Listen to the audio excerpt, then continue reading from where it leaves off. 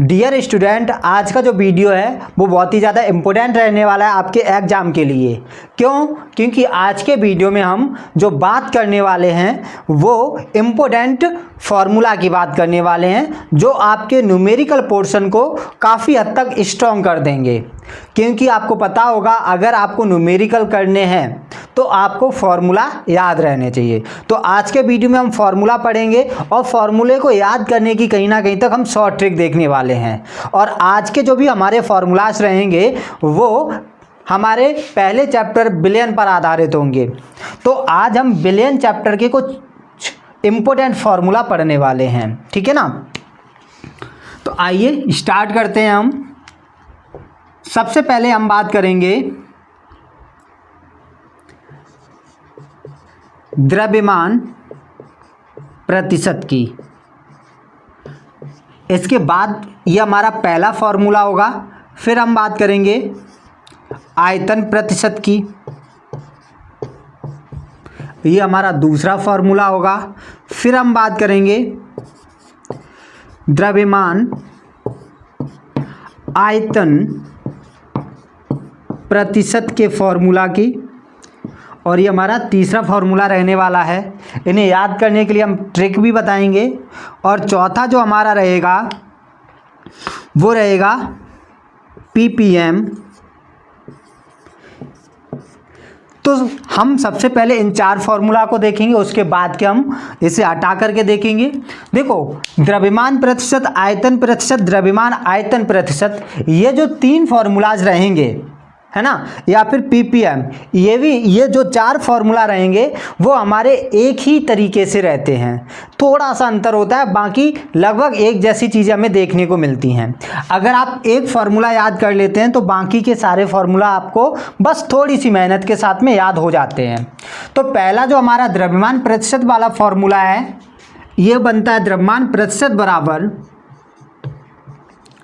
विलेय की मात्रा अपॉन विलयन की मात्रा।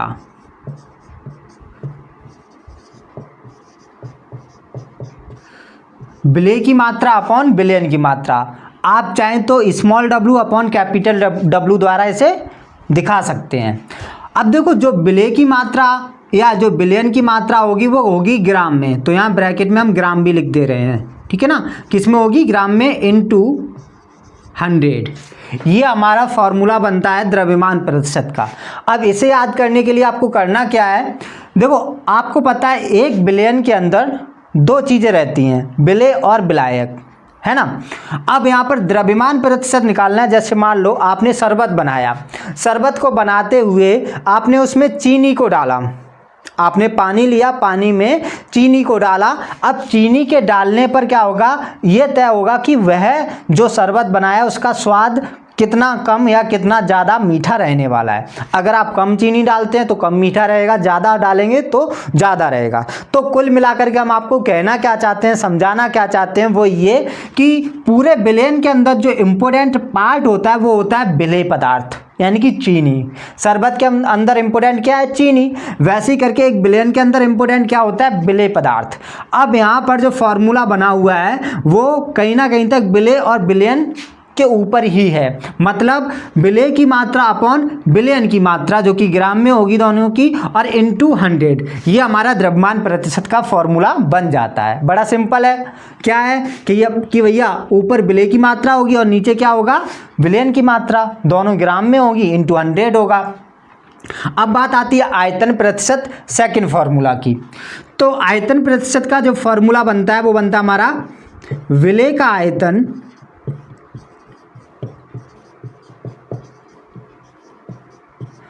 अपॉन विलयन का आयतन।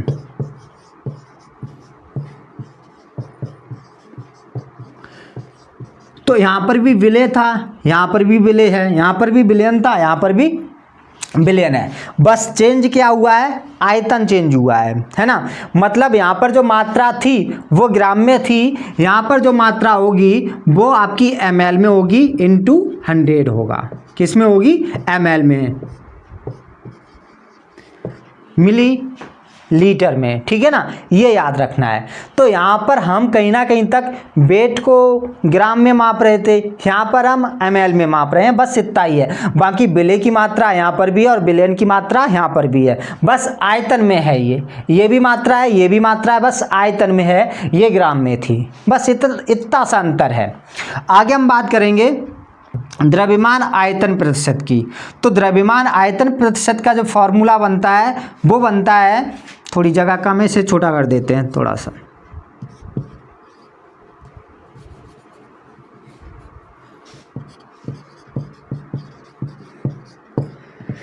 क्या बनेगा, विलेय की मात्रा अपॉन विलयन का आयतन। तो यहां पर जो हमने क्या किया हुआ है, विलेय को ग्राम में लिया हुआ है, विलेय की मात्रा किस में होगी, ग्राम में होगी, और जो विलयन लिया हुआ है वो विलयन है ना, वो हमारा किस में, ml में होगा, किस में होगा, ml में, और इनटू 100। ये अगर नहीं आ रहा हो तो 100 है, यहाँ पर याद रखना है, ठीक है ना। आगे हम बात करेंगे ppm की। ppm की भी सेम ऐसे ही रहता है, कैसे, विलेय की मात्रा अपॉन विलयन की मात्रा, और ये दोनों जो चीज़ें होंगी वो ग्राम में ही होंगी, किस में होंगी, ग्राम में, और इनटू 10⁶। तो आप देख रहे हैं इन चारों फार्मूला में एक चीज़ कॉमन दिख रही है, आपको दिख रही है या नहीं, और यही कहीं ना कहीं तक फार्मूले को याद रखने की शॉर्ट ट्रिक है। आपने एक फार्मूला याद किया, बाकी आपको सभी इन चारों फार्मूला में एक चीज़ कॉमन दिख रही है, वो क्या है, वो ये है कि ऊपर आपका आएगा विलेय और नीचे आएगा विलयन, ठीक है ना, ऊपर क्या आएगा, विलेय और नीचे क्या आएगा, विलयन। बाकी बस इनकी यूनिट चेंज हुई है, मापने वाली जो यूनिट होती है ना वो चेंज हुई हैं। जैसे द्रव्यमान प्रतिशत में विलेय जो है ना वो ग्राम में है, विलयन भी ग्राम में है, और आयतन प्रतिशत में ये जो विलेय है इसकी मात्रा ml में और विलयन भी ml में है। बाकी द्रव्यमान आयतन प्रतिशत में क्या है, विलेय जो है ना वो तो ग्राम में है, लेकिन विलयन हमारा ml में है। विलयन किस में है बेटा, ml में है, ठीक है ना। और बाकी इन तीनों फॉर्मूला में आपको बाद में 100 इंटू करके लगाना है, ठीक। अब ppm में क्या होता है, विलेय की मात्रा अपॉन विलयन की मात्रा, ये दोनों ग्राम में होती हैं, लेकिन इंटू में आप 100 ना लगा करके क्या लगाते हैं, 10⁶ क्या लगाते हैं, 10⁶ लगाते हैं आप। तो आपको चारों ये फॉर्मूला सिंपल से मतलब आसानी से याद हो गए होंगे, कोई प्रॉब्लम हुई नहीं होगी, ठीक है ना। आगे जो हम बात करने वाले हैं वो बात करेंगे इनके आगे के फार्मूलाज की। इसके लिए हम इसे हटा देते हैं, आप इसका शॉर्ट स्क्रीन ले लेना या फिर नोट डाउन कर लेना पुश करके वीडियो को, ठीक है। हटाते हैं, फिर आगे देखते हैं हम। अब हम 5वां फार्मूला देखेंगे, ठीक है ना। इसके बाद में हम 6ठा फार्मूला देखेंगे और 7वां देखेंगे। कौन कौन से रहेंगे ध्यान से देखते रहिए आप।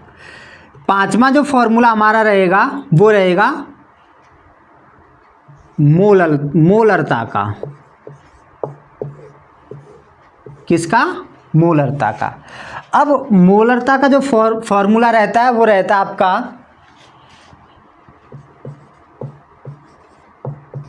विलेय के मोलों की संख्या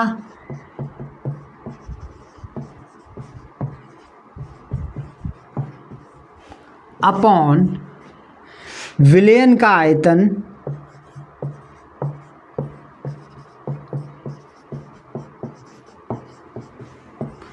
लीटर में। ये हमारा फॉर्मूला रहता है मोलरता का। इसका एक और फॉर्मूला बनता है जाकर के, वो क्या बनता है वो हम बाद में देखेंगे, अभी के लिए आप ये याद रखिए। इसके बाद हम नेक्स्ट फार्मूला देखेंगे और नेक्स्ट फार्मूला होगा हमारा मोललता का। किसका होगा बेटा, मोललता का। क्या होगा, विलेय के मोलों की संख्या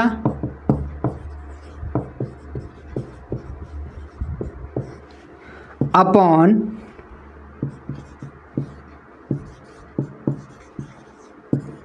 विलायक की मात्रा ये केजी में होगी। किस में होगी? केजी में। तो आप देख रहे हैं मोलरता और मोललता में जो चेंजेस हमें देखने को मिल रहे हैं वो सिर्फ यहाँ पर विलयन का आयतन है और यहाँ पर विलायक की मात्रा है। बाकी विलेय आपका दोनों में सेम वैसे ही रखा गया है। यहाँ पर भी विलेय के मोलों की संख्या है, यहाँ पर भी विलेय के मोलों की संख्या है। बदला क्या है? बदला है तो हमारा विलयन का आयतन इस वाले में है और इसमें क्या हो गया? बदल करके विलायक की मात्रा हो गई है। ठीक है, विलयन का आयतन आपको याद रखना है लीटर में रहता है और विलायक की मात्रा केजी में रहती है। आगे जो हम बात करेंगे वो बात करेंगे फॉर्मलता की।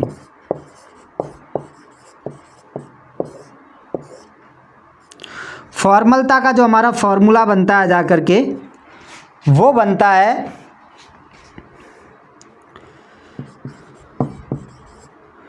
विलेय के ग्राम सूत्र द्रव्यमानों की संख्या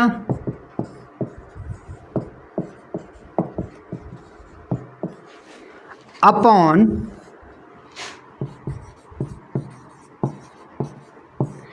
विलयन का आयतन लीटर में। ठीक है ना? तो विलेय के ग्राम सूत्र द्रव्यमानों की संख्या अपॉन विलयन का आयतन लीटर में, ये हमारा फॉर्मलता का फॉर्मूला बनता है। अब देखो जो यहाँ पर आप देख रहे हैं इस वाले में मोलरता में और फॉर्मलता में जो अंतर देखने को मिल रहा है, देखो विलयन का आयतन यहाँ पर भी है, विलयन का आयतन यहाँ पर भी है, लेकिन विलेय के मोलों की संख्या हमारी मोलरता में देखने को मिलती है। फॉर्मलता में क्या होता है? विलेय के ग्राम सूत्र द्रव्यमानों की संख्या हो जाती है। तो रहेगा तो विलेय ही। यहाँ पर इस विलेय की जो यूनिट यानी इकाई थी वो मोलों की संख्या थी। यहाँ पर विलेय के जो यूनिट यानी इकाई है वो ग्राम सूत्र द्रव्यमानों की संख्या है। अब ये ग्राम सूत्र द्रव्यमानों की संख्या क्या लफड़ा है? तो ये लफड़ा कुछ नहीं है, बस इतनी सी बात है, चाहे ग्राम सूत्र द्रव्यमान बोल लो या मोलों की संख्या बोल लो, दोनों का मतलब एक ही होता है। और दोनों का क्या मतलब होता है ये हम जानेंगे इसके अगले वाले फॉर्मूले में। मीन्स अगला एक और फॉर्मूला बनता है हमारा मोलरता को लेकर के।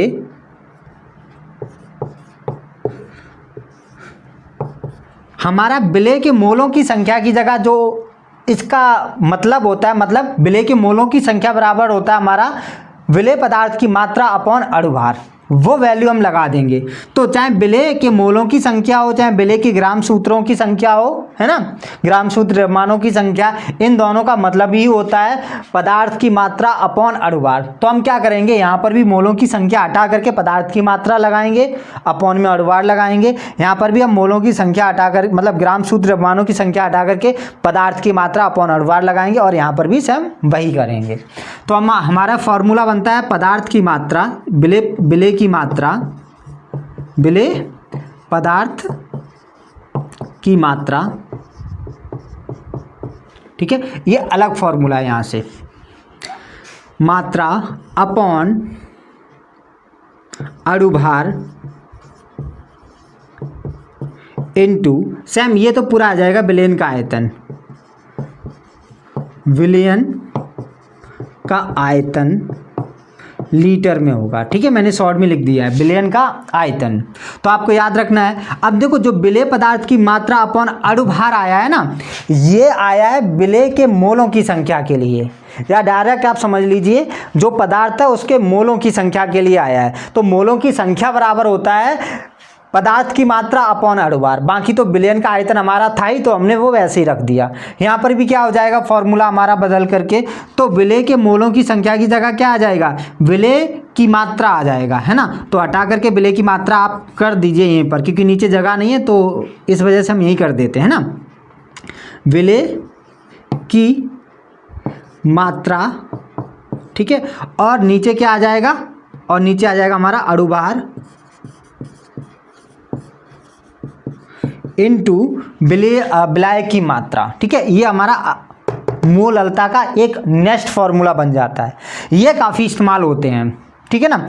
अगला जो रहेगा हमारा विलेय के ग्राम शुद्ध द्रव्यमानों की संख्या अपन बिलियन का आयतन, तो आपको बताना है कि यहाँ पर जो ग्राम शुद्ध द्रव्यमानों की संख्या की जगह हम क्या लगा देंगे, विलेय की मात्रा अपॉन अणुभार लगा देंगे और हमारा नया फॉर्मूला बन जाएगा। कर लोगे, इतना तो कर लोगे आप। आपको करना क्या है, आपको यही लगाना है विलेय की मात्रा अपॉन अणुभार, तो हमारा नया फॉर्मूला बनेगा विलेय की मात्रा अपॉन अणुभार इंटू बिलियन का आयतन लीटर में। बात आ गई समझ, ठीक है ना। तो हमारे ये कुछ मोलरता के दो फार्मूला हो जाते हैं, मोललता के भी इस तरीके से दो फार्मूला हो जाते हैं, हमने यहीं पर दोनों को बता दिया है, और फॉर्मलता के भी आपके दो फार्मूला हो जाते हैं, ठीक है ना। आगे जो हम बात करेंगे वो बात करेंगे नॉर्मलता की। एक बार आप इसे नोट डाउन कर लेना या स्क्रीनशॉट ले लेना, बाकी हम इसे हटा करके फिर नॉर्मलता की बात करते हैं। अब हम अपने अगले फार्मूला की बात कर लेते हैं, और ये हमारा 8वां फार्मूला बनता है जा करके, वो रहता है नॉर्मलता का।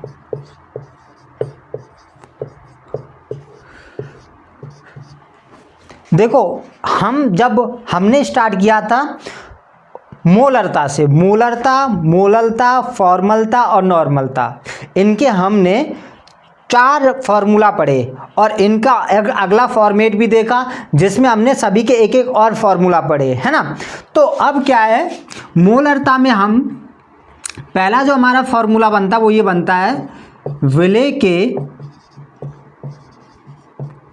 ग्राम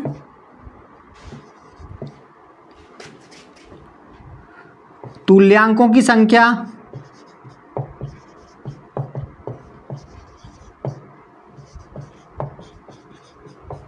ये संख्या लिखा हुआ है, विलेय के ग्राम तुल्यांकों की संख्या अपॉन में क्या आ जाएगा, विलयन का आयतन लीटर में।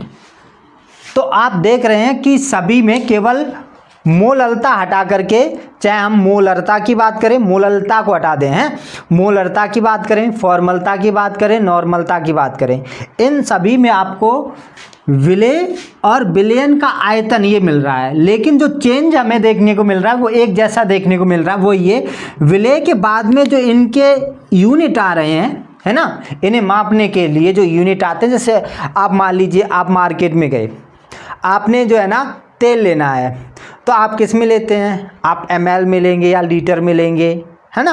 तो ये तेल को मापने की यानी लिक्विड को मापने की इकाई है। आपको कोई अनाज लेना है, जैसे गेहूं लेना है या चावल लेना है, तो आप इसे किस में लेते हैं, ग्राम में लेंगे या फिर किलोग्राम में लेंगे या क्विंटल में लेंगे। तो ये गेहूं अनाज जैसी जो भारी भरकम चीज़ें होती हैं, मतलब जो सॉलिड फॉर्म में होती हैं, उन्हें हम केजी में या ml में मापते हैं, मतलब मिलीग्राम में मापते हैं या ग्राम में मापते हैं या केजी में मापते हैं या कुंटल में मापते हैं। ऐसे करके जो लिक्विड वाली चीज़ें होती हैं उन्हें हम किस में माप रहे होते हैं, उन्हें हम ml में माप रहे होते हैं।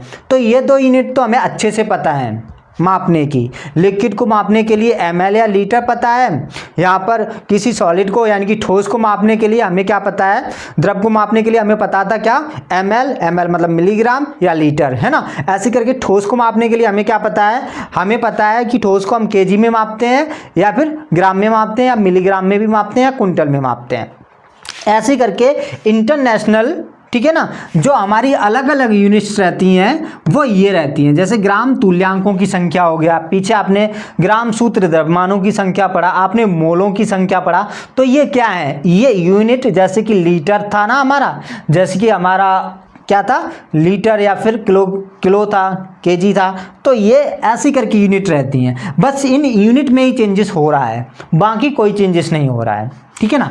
तो नॉर्मलता में जो यूनिट चेंजेस होगी, चेंज आपको होती हुई दिख रही है, वो है विलेय के ग्राम तुल्यांकों की संख्या, बाकी बिलियन का आयतन वैसे ही है। तो अगला इसका फॉर्मूला बनता है नॉर्मलता का,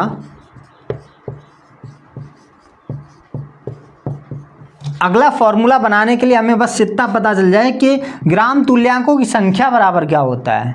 तो ग्राम तुल्यांकों की संख्या बराबर होता है पदार्थ की मात्रा, विलेय पदार्थ होगा, यहाँ पर लिख दो, ठीक है ना, विलेय पदार्थ की मात्रा अपॉन